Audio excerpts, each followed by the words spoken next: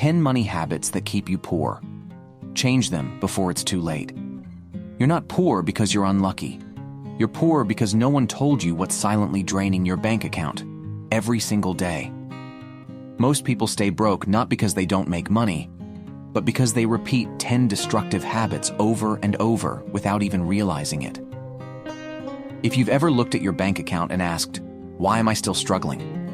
This video is for you. We're not just talking about tips. We're talking about 10 hidden habits that quietly sabotage your wealth and the mindset shifts that can set you free. Change them now, before it's too late. Habit 1. Spending to impress, not to live. Let's start with one of the most common traps people fall into. If you look rich, people will think you're successful. And many fall for it. Not because they're vain, but because they're human. We all want to be seen, valued, respected. But chasing validation through spending, that's a trap, a shiny one, and it's kept millions financially stuck, even those who look like they're thriving. Story 1. The influencer who went broke quietly. Sofia Rivera had 200,000 followers on Instagram. Her feed was flawless. Golden beaches in Bali, rooftop dinners in LA, designer bags carefully placed in every shot. Brands sent her free products, but Sofia wanted to be the brand. So she spent far beyond her means to keep up the illusion. She leased a new Mercedes she couldn't afford, booked 5-star hotels on her credit card, bought a $3,000 handbag not because she needed it, but because another influencer had one. Online, she sparkled. In real life, she was drowning. Her checking account rarely had more than $600. Credit card debt spiraled. She told herself, "It'll get better when I land the next sponsor." But sponsors slowed. The algorithm changed. Her lifestyle didn't. Within 6 months, it all came crashing down. Sofia moved back in with her parents at age 32, exhausted, embarrassed, and broke. What stung most wasn't the failure. It was realizing she'd traded real security for fake applause. She later said, "I looked rich, but I was never free." Story 2. The quiet millionaire next door. Now meet Daryl. He's a 45-year-old mechanic in Indiana. Drives a 12-year-old Toyota. Wears Walmart jeans. Makes his own lunch. No one really notices him. And that's exactly how he likes it. What they don't see? Daryl is a millionaire. Quietly. He started investing in his 20s, lived below his means, skipped every trend. While neighbors remodeled kitchens and upgraded SUVs, Daryl upgraded his retirement account. He didn't chase impressions. He chased independence. His co-workers used to tease him for being cheap. He smiled and kept going. One day he told a friend, "I'd rather be rich and invisible than broke and admired." That's not stinginess, that's strategy. Key takeaway: you don't need to look rich to be rich. The desire to impress is expensive and fleeting. Spend to build your life, not your image. Because true wealth isn't what people see, it's what you keep. Habit 2. Ignoring where your money goes. Now let's look at another silent drain on your finances. They lose it because of silence. Not the silence of the market, but the silence in their own awareness. The quiet, daily spending that adds up like water dripping through a crack in the roof. You don't notice it until the ceiling collapses. If you don't know where your money is going, chances are it's already gone. Story 1. The couple who made enough but still struggled. Jason and Lily had decent jobs. She was a nurse, he worked in IT. Together, they brought in around $150,000 a year. Not rich, but definitely above average. They paid bills, took vacations, dined out often, and felt reasonably comfortable. Until the rent went up by $400. Suddenly, they panicked. They didn't have a buffer, no savings, maxed out credit cards. They always assumed we're doing okay, until okay wasn't enough. For the first time, they tracked their spending. Every app, every subscription, every convenience. The truth hit hard. $400 on food delivery, $320 on streaming and apps, $760 on impulse purchases, random Amazon deals, midnight Target runs. Just this one thing. In 1 month, over $1,400 had vanished into the fog of convenience and routine. They weren't underpaid. They were unaware. But that awareness changed everything. They canceled what didn't matter, cooked more, set up a budget, and turned their finances around. Within a year, they had a $12,000 emergency fund and 0 credit card debt. Lily later said, "It wasn't painful, it was empowering, like taking the blindfold off." Story 2. The single dad who tracked every penny. Marcus worked a warehouse job, made $42,000 a year, raised 2 kids on his own. No fancy software, no finance degree, just a notebook. Every dollar in, every dollar out, written by hand. Coffee, groceries, gas. Nothing escaped his awareness. People laughed at how meticulous he was. But when his car broke down and needed a $1,800 repair, Marcus didn't flinch. He paid cash. No panic, no stress. Still took his kids to the movies that weekend. He didn't make more. He just knew more. And that made all the difference. Key takeaway. If you don't tell your money where to go, it will leave without saying goodbye. Tracking is not restriction. It's clarity. It's control. And in a world that's constantly trying to sell you more, awareness is wealth. Habit 3. Confusing wants with needs. This next habit often hides in plain sight. You start calling your wants needs. And the moment you do that, your wallet starts bleeding. The brain is clever. It says, "I deserve this. I've worked hard." But your bank account doesn't care how you feel. It reflects what you do. Story 1. The bare minimum. That was never bare. Amber, 29, prided herself on living simply. She didn't buy designer bags, didn't go clubbing, didn't splurge on luxury vacations. But simple was an illusion. Every 2 weeks, she dropped $75 on nails, paid $180/month for her phone plan, daily $6 lattes, takeout 4 nights a week because she was too tired to cook. When she talked to friends, she often sighed, "My salary just isn't enough to survive these days." One day, a close friend challenged her. "Write down only your real needs: rent, groceries, utilities, transport, nothing else." Amber hesitated, but she did it. What she discovered shocked her. More than half her spending went to emotional comforts.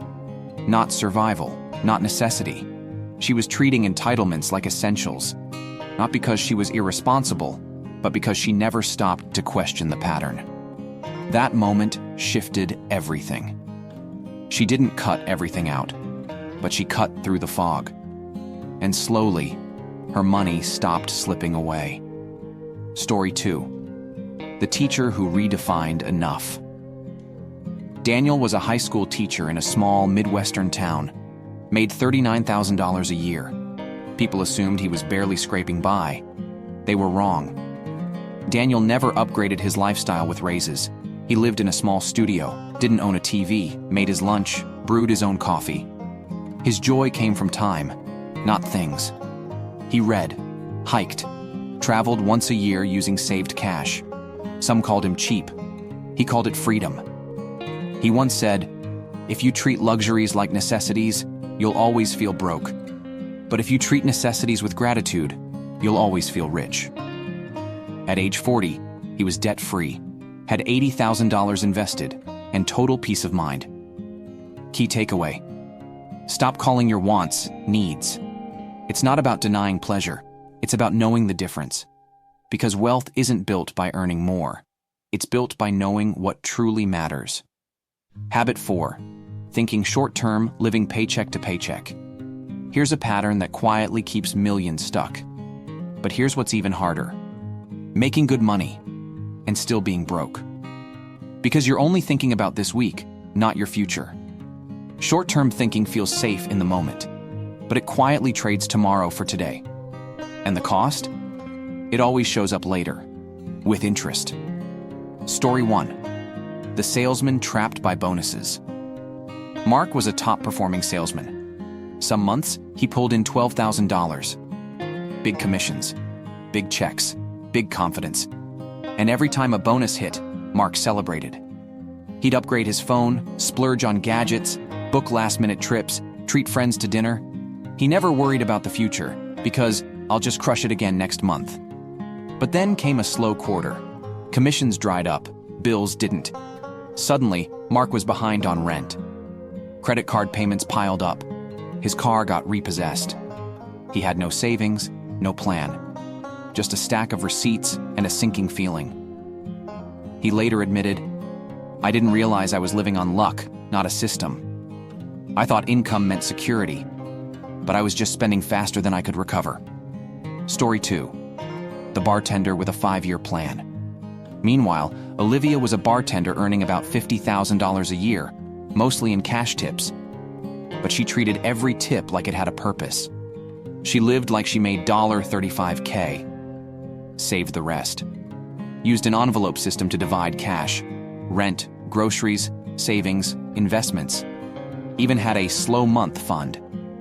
Her friends teased her. "Why stress so much? You're doing fine." Then the bar shut down for 2 months due to renovations. Everyone panicked, except Olivia. She dipped into her backup fund, paid rent, breathed, slept peacefully. She even lent money to 2 co-workers who had nothing saved. They asked, "How did you stay so calm?" She smiled and said, "Because I wasn't living for Friday. I was living for 5 years from now." Key takeaway. If you only plan for this weekend, you'll never make it through the year. Wealthy people don't just earn more, they think longer. So stop building your life around the next paycheck and start building it around the life you truly want. Habit 5, avoiding financial conversations. What we avoid can cost us the most. Silence about money is expensive. It doesn't feel that way at first. You avoid the awkward talk, skip the budgeting chat with your partner, stay vague with your kids, keep quiet with your boss. It feels easier, cleaner, more comfortable. But the cost of that comfort? Confusion, mistrust, missed opportunities, and for many, financial disaster. Story 1. The couple who never talked until it was too late. Jake and Melissa were in love. They traveled together, laughed a lot, dreamed big, but they never really talked about money. They had separate accounts, separate spending styles, separate expectations. Melissa liked to save, Jake liked to spend, but neither knew how far apart they truly were until they tried to buy a house. Suddenly, everything unraveled. Jake had $28,000 in credit card debt. Melissa had a low credit score from missed payments in her 20s. Neither had real savings. Both were shocked and ashamed. Years of avoidance caught up with them in a single afternoon. They didn't break up, but they came close. The problem wasn't the numbers, it was the silence. Melissa said later, "I thought we were building a life together. Turns out, we were building 2 separate ones, side by side." Story 2. The immigrant family that made it together. Then there's the Nguyen family. Recent immigrants from Vietnam. No financial privilege, no safety net. But they had one powerful habit. They talked about money, early, often, and honestly. Every Sunday, the family had dinner and reviewed their budget together. The parents taught their kids about saving, credit, and long-term goals.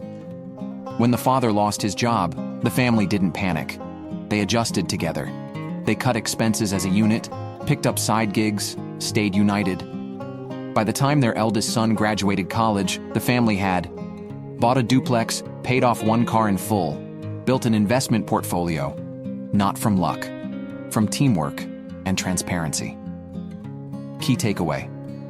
Money isn't just math, it's communication. If you can't talk about it, you can't master it.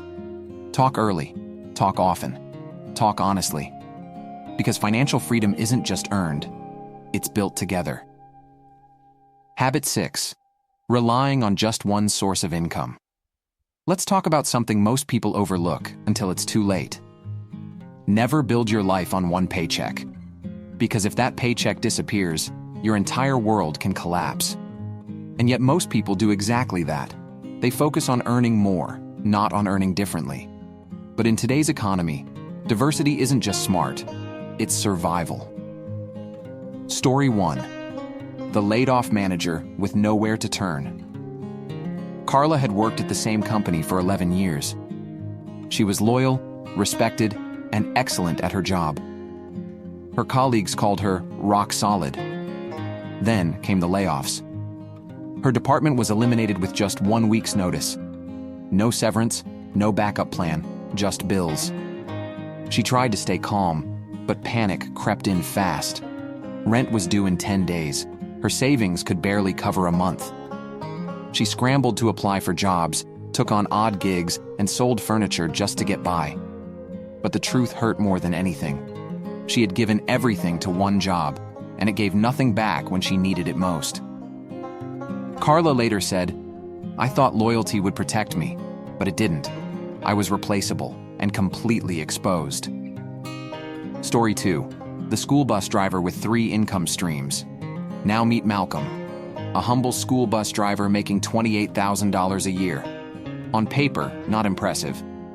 But Malcolm had a different mindset. He knew one income was too close to zero, so he built bridges. On weekends, he sold homemade baked goods at the farmer's market. He rented out his spare bedroom on Airbnb. He started a small YouTube channel sharing driving tips and funny stories from the road.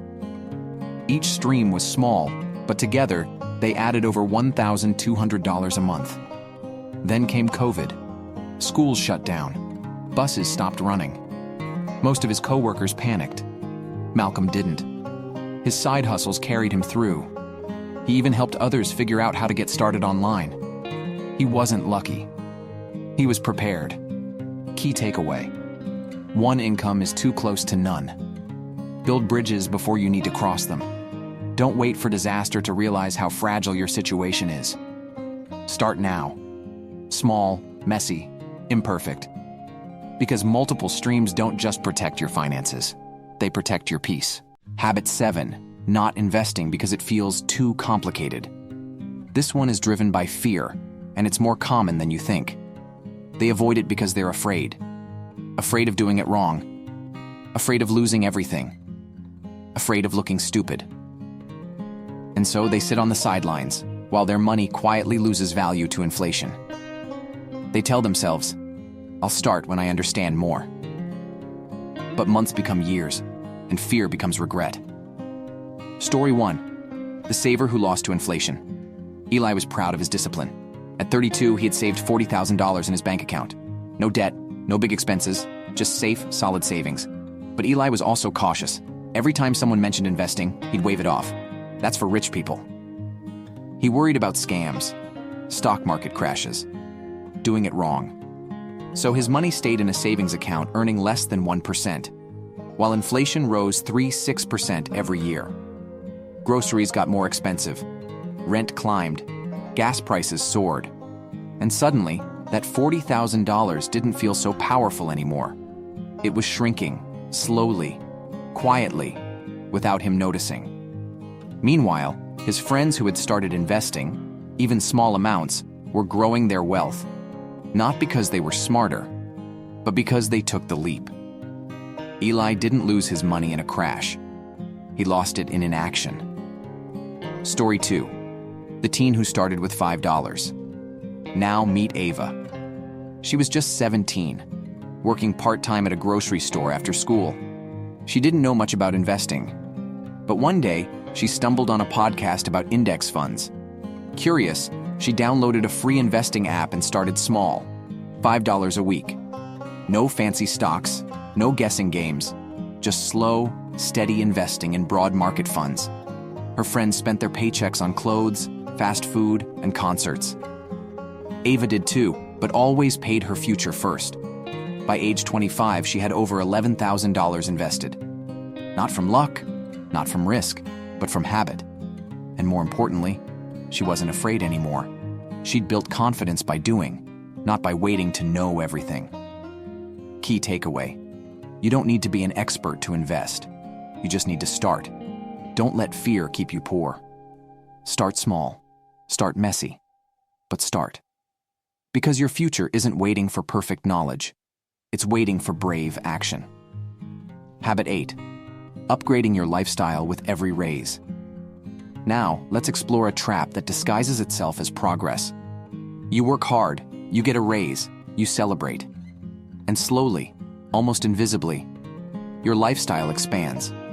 A slightly nicer car, a better apartment, a new subscription, fancier dinners. It doesn't feel like overspending. It feels like progress. But then one day, you look around and realize you're earning more than ever and still living paycheck to paycheck because every dollar of growth got eaten by lifestyle. Story 1, the engineer who made 6 figures and saved none. James was a rising star in tech. By age 28, he was making over $100,000 a year. Every time he got a promotion, he upgraded something. First, a downtown loft, then a luxury SUV, then designer clothes, smart gadgets, and weekend getaways. He told himself, "I work hard. I deserve this."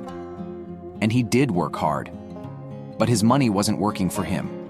His expenses ballooned with every raise. His savings stayed flat. His credit card balance crept upward. But on the outside, he looked successful. Then his company downsized. Suddenly, his 6-figure income vanished, and James had nothing to fall back on. He later admitted, "I thought I was building a better life, but I was just building a more expensive one." Story 2, the nurse who lived on her old salary. Then there's Lena, a registered nurse who went from earning $60,000 to $75,000 a year. But instead of upgrading her lifestyle, she upgraded her future. She kept her modest apartment, packed her lunch, skipped the temptation to treat herself with every raise, and quietly, she redirected that extra $15,000, increased her retirement contributions, paid off her student loans, built a 6-month emergency fund, took a budget-friendly trip using saved cash. By 35, Lena had a net worth over $180,000. No fancy car, no luxury clothes, but total peace of mind. She didn't let income dictate her spending. She let values dictate her choices. Key takeaway: more money won't change your life unless you let it. If your lifestyle grows with every raise, your wealth never will. Pause. Breathe. Choose differently.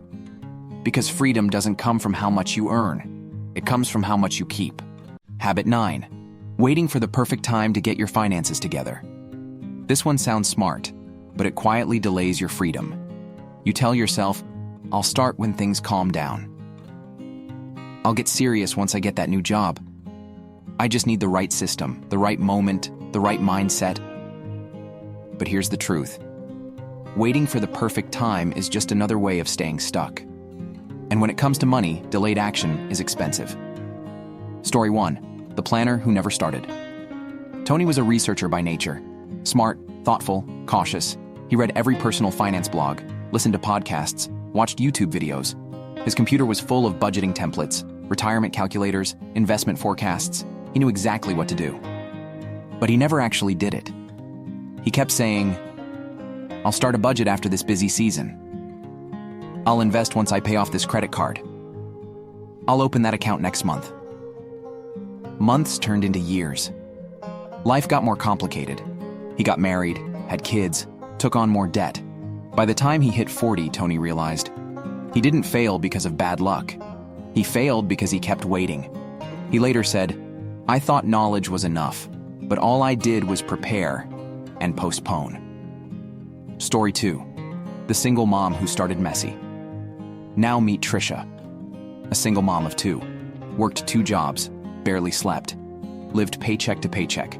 She didn't have time for perfect. No fancy budgeting apps, no investment strategy, no mentor. But she had urgency. One night, after her electricity was nearly shut off, she sat at her kitchen table, grabbed a notebook, and wrote down every expense. That's where it started. She saved $20 a week, in a jar. Listened to one finance podcast during her commute. Opened a basic savings account at her local credit union. No system, no magic, just small, scrappy steps. 3 years later, Trisha was debt-free, had an emergency fund, started investing for her kids' future. She said, "I didn't wait to feel ready. I acted scared, tired, and unsure, but I acted. Key takeaway: you don't need perfect. You need movement. Start small, start scared, start messy. But for the sake of your future, just start. Because time is the most powerful asset you'll ever have. And the longer you wait, the more expensive it becomes. Habit 10. Thinking money is only about math. And finally, here's the habit that goes deeper than numbers. We'd plug in the formulas, follow the charts, stick to the budget. But money isn't just math. It's emotion, it's behavior, it's identity. Until you face the emotional roots of your decisions, the math will never save you. Story 1. The lottery winner who lost it all. Carl was an overnight millionaire.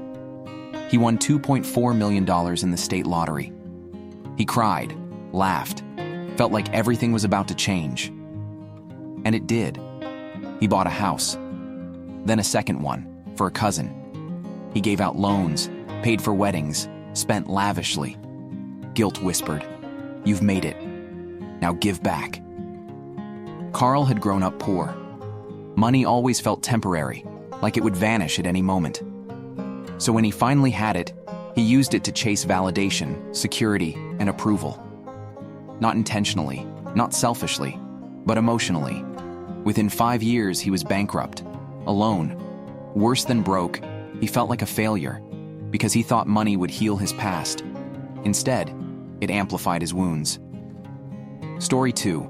The therapist who taught money healing. Now meet Julia, a trauma therapist.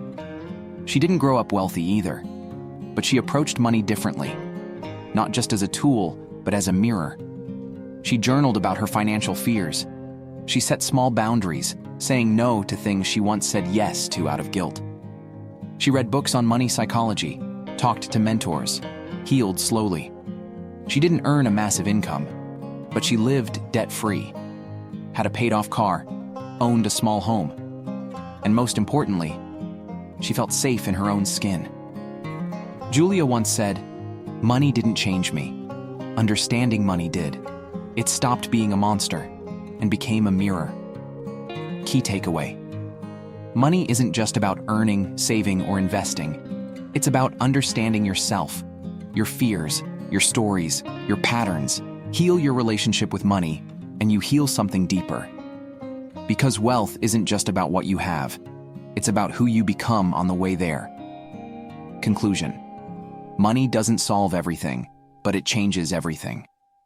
Money won't fix your relationships. It won't erase your childhood wounds. It won't magically make you happy. But here's what it will do. It will give you options. It will give you time. It will give you space to breathe and space to build. It will let you walk away from what no longer serves you. It will let you say yes to the people, causes, and dreams that matter. But most importantly, it will amplify who you are. If you're kind, it lets you give generously. If you're thoughtful, it lets you plan boldly. If you're creative, it gives you the freedom to build what others can't imagine. That's why this matters. These habits, they're not just about saving a few dollars. They're about reclaiming your power, your agency, your future. You don't have to be perfect. You just have to be awake. Start by seeing what's holding you back. Then choose, one habit at a time, to live differently. Because in the end, money is not the goal. Freedom is. And you're closer than you think.